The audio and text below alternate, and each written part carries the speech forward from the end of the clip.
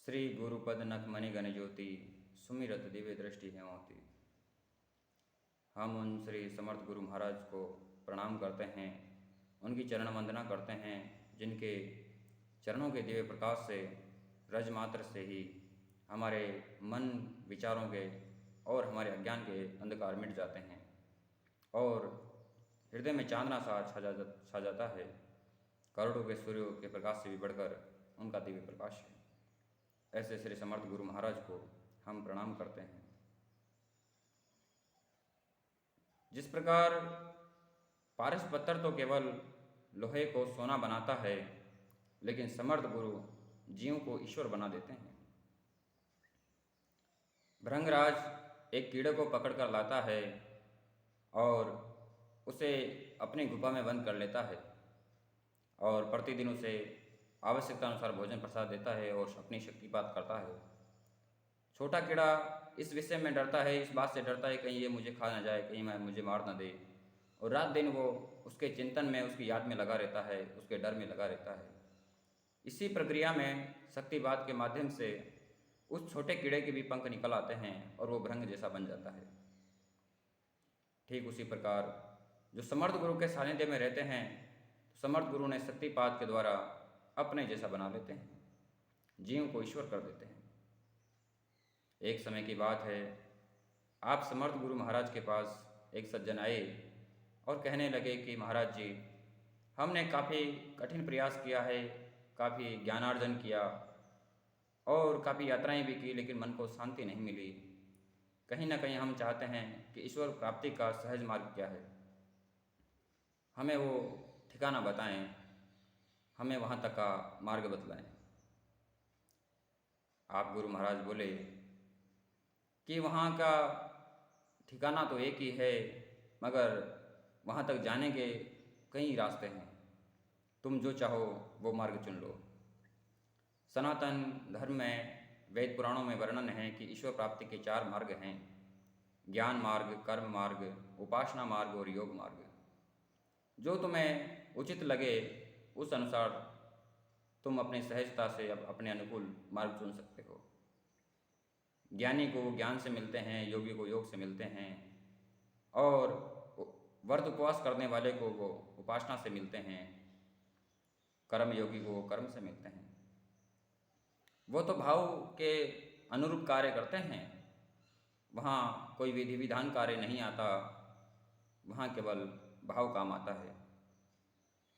वो प्रेम के भाव के भूखे हैं, उन्हें तो केवल हृदय की पुकार से ही बुलाया जा सकता है।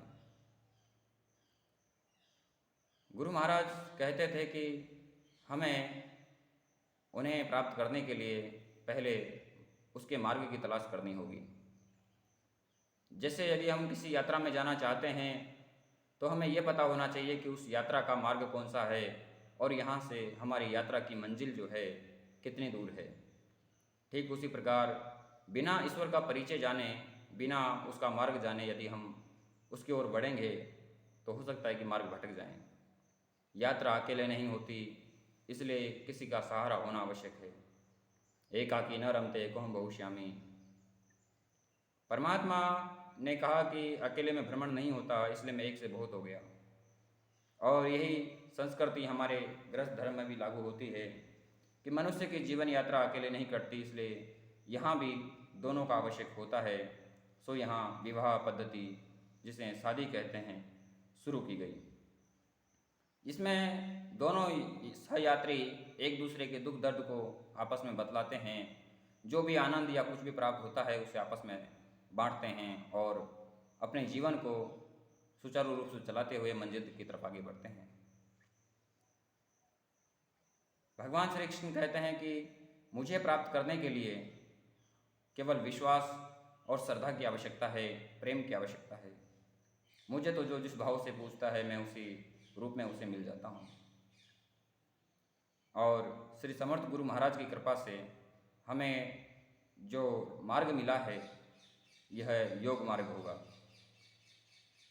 गुरु महाराज कहते हैं कि हम अन्नमय कोश की बात नहीं करते, हम पंच कोशों में मनोमय कोश से कार्य प्रारंभ करते हैं। नीचे की चीज़ें तो अपने आप ही पूर्ण हो जाती है। यहाँ पर हम यह कहते हैं कि तुम्हारा काम सिर्फ हमारे सामने बैठना है। जो बच्चे ने आज जन्म लिया हो वो स्वयं की सफाई नहीं कर सकता, वो स्वयं का नित्य कर्म नहीं कर सकता। यह तो केवल माँ का ही कार्य है। माँ ही उसे सफाई करेगी, उसका जो भी अनुकूल व्यवस्था है वो वही कर सकती है। ठीक उसी प्रकार अभी प्राणी ने ये नहीं जाना है कि ईश्वर कौन है, तो भला वो उसके सामने से गुजर भी जाए तो वो पहचानेगा कैसे। इसलिए हमें उसकी तलाश करनी होगी जो उसको जानता है। जो जाने सो दे जनाई, जाने तुम ही हो जाई। जिसने देखा है वो बतला देगा, इसलिए हमें उसकी तलाश करनी होगी जो उसका पता जानता है, जो ईश्वर को देख चुका है या उसे संबंध रखता है, जो परम शांति आनंद को प्राप्त कर चुका हो, जो प्रकृति में रहते हुए निवृत्ति करता हो, जो निवृत्ति में रहते हुए प्रकृति करता हो, जो इस संसार में केवल दृष्टा भाव से रहता हो, जो प्रतिभाषिक संपदा और व्यवहारिक संपदा से ऊपर उठकर जो परमार्थिक संपदा है उसमें ले रहता हो, उसी का उपभोग और उपयोग करता हो। गुरु महाराज कहते हैं कि हमारे इस सनातन धर्म में एक से बढ़कर एक संत महात्मा आए, जिन्होंने ईश्वर प्राप्ति के मार्ग में काफ़ी अनुसंधान किया, काफ़ी उन्होंने सर्च की और धीरे धीरे इसको सरलता से सरल करते चले गए। प्राचीन समय में सतयुग त्रेता युग में उम्र काफ़ी हुआ करती थी, तो भक्त लोग हजारों वर्ष कठिन तपस्याएं करते थे, परंतु आज कलिकाल कलयुग में अधिक से अधिक अगर कोई उम्र पाई जाएगी तो वो 100 वर्ष तक भी नहीं जा पाता। समय का अभाव है, मंजिल भी बड़ी दूर है, चलना भी हमें है। सो अनुसंधान लगातार होते चले गए और इसी अनुसंधान में एक महर्षि पतंजलि का वर्णन आया है, जिन्होंने कहा था वीतराग विषंबा चित्तम। यदि तुम ईश्वर को प्राप्त करना चाहते हो तो पहले उससे मिलो जिसका मन शांत हो, और उसको तुम अपने मन में बिठा लो, तुम उसके जैसे हो जाओगे। जो जानता है अगर तुम उसके सानिध्य में रहोगे तो वो तुम्हें वहाँ तक पहुँचा देगा। इसके लिए महर्षि पतंजलि ने अष्टांग योग का भी वर्णन किया है। यम नियम आसन प्राणायाम प्रत्याहार धारणा ध्यान समाधि। लेकिन इन्हें अगर अलग अलग रूप में किया जाए तो पूरा जन्म ही गुजर जाएगा, लेकिन वो एक जन्म में तो पूरा न कर पाए। इसलिए गुरु महाराज ने कहा कि हम ये नहीं कहते कि हम क्या जानते हैं, हम तो ये कहते हैं कि तुम बताइए, आप बताइए कि आप क्या पूछना चाहते हो। जो हमारे पास होगा हम बतला देंगे, जहाँ तक हम पहुँचे हुए हैं वहाँ तक पहुँचा देंगे। भला कोई वृक्ष ये थोड़ी कहता है कि तुम मेरा कोई अमुक कार्य करके आओगे, उसके बाद मैं तुम्हें छाया प्रदान करूँगा, या तुम मेरी सेवा करोगे या मेरे शिष्य बनोगे तो मैं तुम्हारी सहायता सेवा करूँ। यह तो उसका स्वाभाविक गुण है, उसका काम है छाया देना, उसका काम है शांति देना, वो देता है। जैसे गुलाब के फूल से खुशबू छलकती रहती है, वैसे ही समर्थ के स्वरूप से परम शांति और आनंद छलकता रहता है। जो जानते हैं वो बताते नहीं हैं, और जो बताते हैं शायद अभी वो वहाँ तक पहुँचे नहीं हैं, क्योंकि उस ब्रह्म को जानने के साथ साथ ब्रह्म को जानने का अहंकार मिट जाता है। यदि कोई नमक की कंकरी यह कहे कि मैं समुद्र की गहराई का पता लगा कर आती हूँ, तो वो कितने देर टिक पाएगी। वो समुद्र की गहराई में जाने से पहले ही उसमें विलीन हो जाएगी। यही तो हमारी जो है अवस्था होती है। अगर हो अद्वैत के साथी तो फिर क्यों द्वैत लेते हो, अरे खुद ब्रह्म होकर ब्रह्म को उपदेश देते हो। यदि कण कण में परमात्मा है तो फिर हम परमात्मा को कैसे शिष्य बना सकते हैं, परमात्मा की हम उससे कैसे सेवा करवा सकते हैं। गुरु महाराज तो यहाँ तक के कहा करते थे कि गुरु संसार में केवल एक है, वो जो समर्थ गुरु है, जिसने सृष्टि की रचना की है, संचालन कर रहा है, और अंत तो गत्वा उसी में वो विलीन कर लेगा। वो दो नहीं थे, जीव जगत के कल्याण के लिए उन्होंने रूप धारण किया, और एक से वो दो हो गए। हमारे कई संत मत आते हैं, कहते हैं हम अमुक गुरु के चेले हैं, हमारे अमुक आराध्य देव हैं। ऐसा नहीं है। एक राम दशरथ का बेटा, दूसरा राम घटगढ़ में बेटा, तीसरा राम का सकल पसारा, चौथा राम जगत से न्यारा। किस राम की बात करते हैं हम? वो हमारे कल्याण के लिए कभी निराकार से साकार हो जाते हैं, और जब उन्हें अनुकूल लगता है वो साकार से निराकार हो जाते हैं। जिस प्रकार बर्फ साकार भी है और निराकार भी है, बस देखने वाले का नज़रिया है। वो जैसे उसकी संभावना होती है, जैसा उसका समय होता है, वो अपने रूप अनुरूप कार्य करते रहते हैं। हमारे गुरु महाराज ने कहा कि हमारे पास समय अल्प है, इसलिए हमें दैनिक दिनचर्या पे ही ध्यान देना होगा। इसलिए उन्होंने ईश्वर प्राप्ति के लिए जो मार्ग बतलाया है बड़ा सहज है। इस मार्ग में गृहस्थ भी चल सकते हैं और सन्यासी भी चल सकते हैं, वानप्रस्थ भी चल सकते हैं और ब्रह्मचर्य भी चल सकते हैं। इसके लिए उन्होंने कहा है कि ब्रह्म मुहूर्त में उठ करके सबसे पहले अपने आराध्य का गुणगान करो कि हे नाथ हरि, हे प्रभु, आपने हमें नया जीवन दिया है और आपको बारंबार प्रणाम, क्योंकि सूर्योदय होने के बाद भी कई लोग संसार छोड़कर चले जाते हैं। उसके उपरांत वहाँ आसन लगाकर बैठ जाएं और सहज आसन से अपने आराध्य को याद करें, और जो अपने गुरु के द्वारा बतलाई गई साधना है या मंत्र विद्या है, जो भी आपको उन्होंने मार्ग प्रदान किया है, उसको कम से कम आधे घंटे से 45 मिनट नित्य प्रति सुबह शाम करें। इसके उपरांत उन्होंने कहा है कि हमें चिंतन मनन स्वाध्याय पे भी ध्यान देना होगा। चिंतन का अर्थ है अपने आराध्य जिसकी हम भक्ति कर रहे हैं या जिस गुरु के हम शिष्य हैं उसकी जिसकी हम भक्ति कर रहे हैं, उसकी याद बनाए रखना।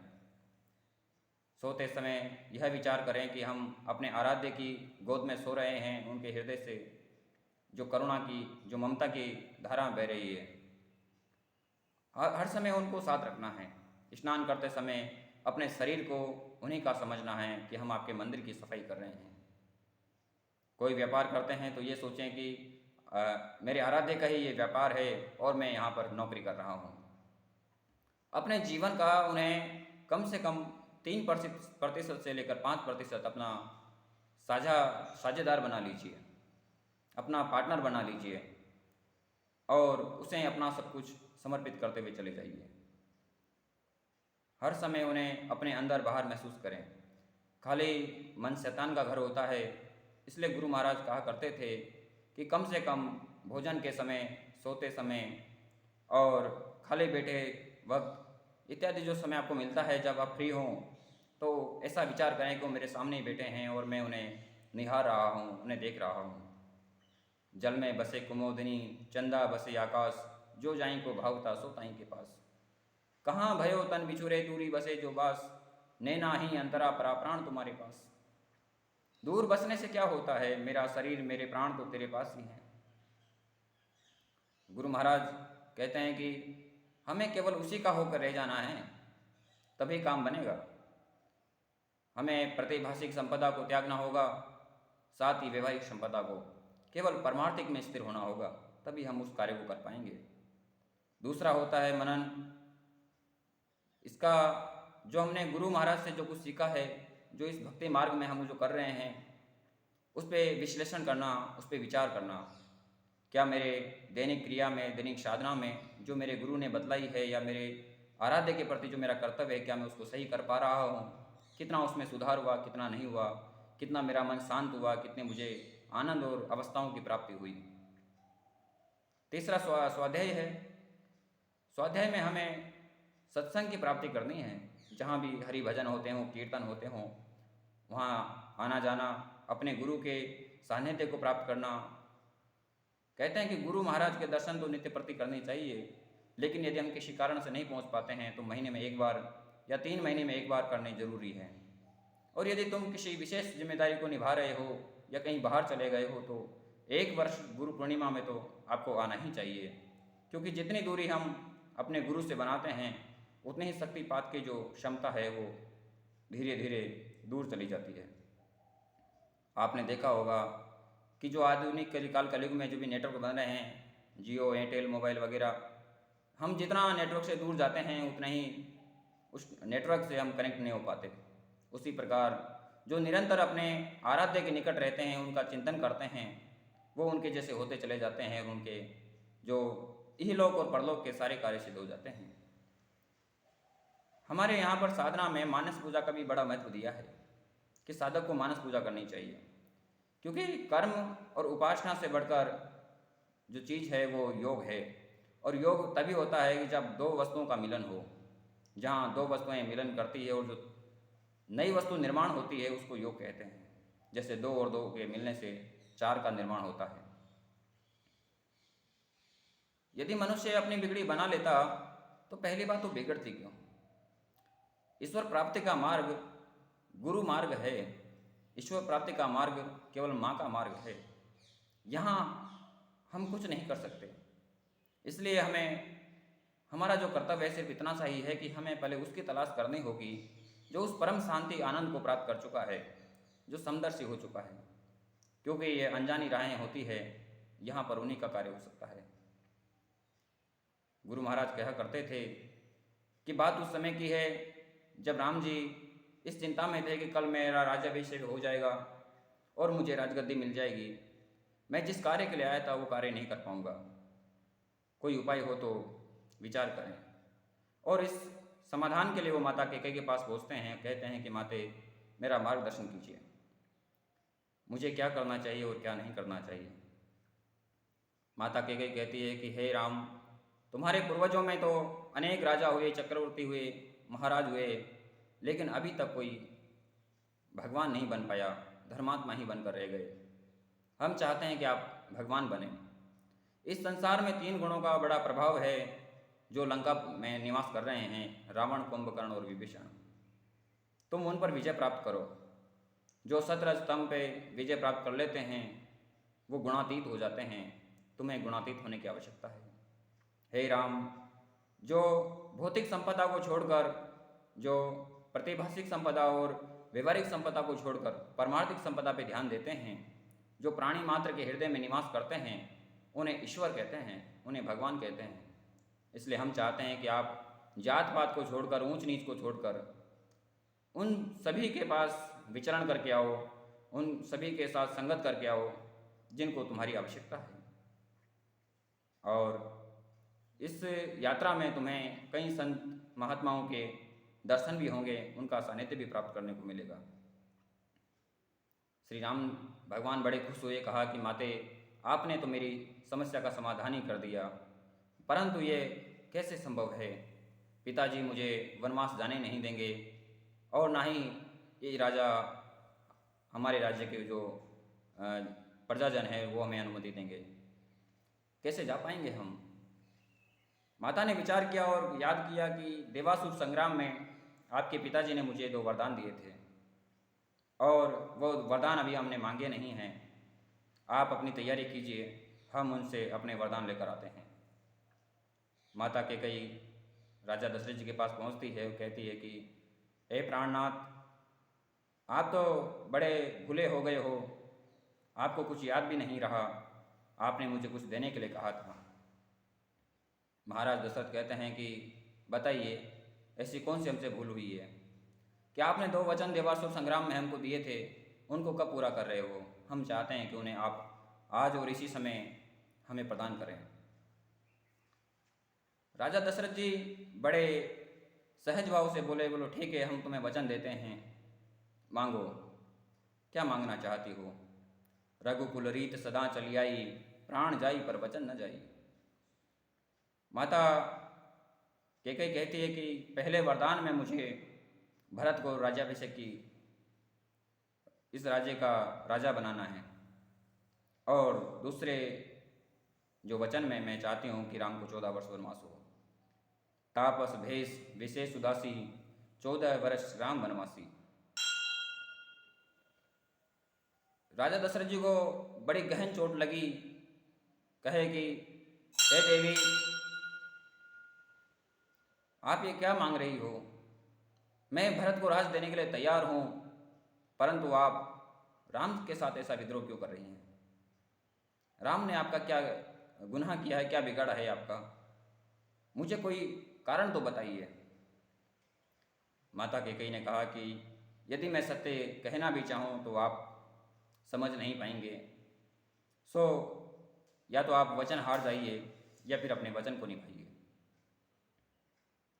और राम जी ने ये स्वीकार कर लिया और अपने पिता के वचन की पालना करने के लिए विशेष कारण से वो स्वयं के कार्य के लिए और माँ के आदेश से वनवास की ओर प्रस्थान किए। और हमने उनका जीवन चरित्र देखा है कि उनसे बड़ा कोई ब्रह्मचारी नहीं था, उनसे बड़ा कोई गृहस्थी नहीं, उनसे बड़ा कोई सन्यासी नहीं, उनसे बड़ा कोई वानप्रस्थ नहीं। उन्होंने चार ही अवस्थाओं का इस नरदेह में मर्यादापूर्ण जीवन जिया और हम सभी को एक नई मार्गदर्शन किया। हम लोगों को चाहिए कि हमें भी कुछ श्री राम जी से कुछ सीखना चाहिए। जब माता सीता का हरण हो गया था तब भी उनके अंदर बाहरीकरण से तो बड़ा दुख दिखाई देता था कि राम जी बड़े व्याकुल हैं, पेड़ पौधों से पंछियों से पूछ रहे हैं कि सीते का पता बतलाइए, कहाँ है कहाँ नहीं है, और हृदय में गहन शांति। इसी बात को लेकर माँ सती ने महादेव से पूछा कि आप तो कहते हैं कि आपके आराध्य भगवान श्री राम हैं, ऐसे श्री राम जो अपनी पत्नी के प्रेम में व्याकुल हो रहे हैं, दुखी हो रहे हैं, ऐसा कैसे हो सकता है। महादेव ने कहा कि हे देवी, ये जो दिखाई दे रहा है ये संसार के उनके व्यवहारिक जीवन हैं, अंतर में तो आज भी और इस समय भी बड़ी गहन शांति है। वानर की जो फौज उनकी तैयार थी, लंका की तैयारी, युद्ध की तैयारी चल रही थी, तो पेड़ पौधों में वानर बैठे थे और फटिक शिला पर भगवान श्री राम। उन्होंने मान सम्मान से परे हो गए और इन सभी विषय विकारों को उन्होंने अपने से दूर कर दिया। वो प्रकृति में निवृत्ति करने लगे और निवृत्ति में प्रकृति करने लगे, जिन्होंने तीनों गुणों को जीतकर त्रिगुणातीत हो गए। ऐसे अपने समर्थ गुरु महाराज कहते हैं कि हम ये नहीं कहते कि ईश्वर कहाँ हैं, हम तो ये कहते हैं कि जहाँ तक हमारी दृष्टि जाती है वहाँ तक तुम्हें पहुँचा देंगे। जहाँ तक हम जो कुछ प्राप्त कर पाए हैं, जिस फल को हमने खाया है, उस फल का स्वाद बतला सकते हैं। जो जाने सो दे जनाई, जाने तुम्हें तुम्हें हो जाएगी। तो जो ईश्वर प्राप्ति का जो मार्ग है वो केवल गुरु पर निर्भर करता है या अपने आराध्य पर निर्भर करता है। हमें साधन की आवश्यकता है, साधना तो केवल गुरु ही कर सकते हैं, क्योंकि जो शिशु ने आज जन्म लिया है भला वो अपनी सफाई कैसे कर सकता है। आज उन्हें समर्थ गुरु महाराज से प्रार्थना है कि हम सभी को आपके द्वारा मार्गदर्शन प्राप्त हो और हम उस जीवन ध्येय लक्ष्य की ओर आगे बढ़ें जिस कार्य के लिए आपने इस संसार में हमें भेजा है। ओम शांति शांति।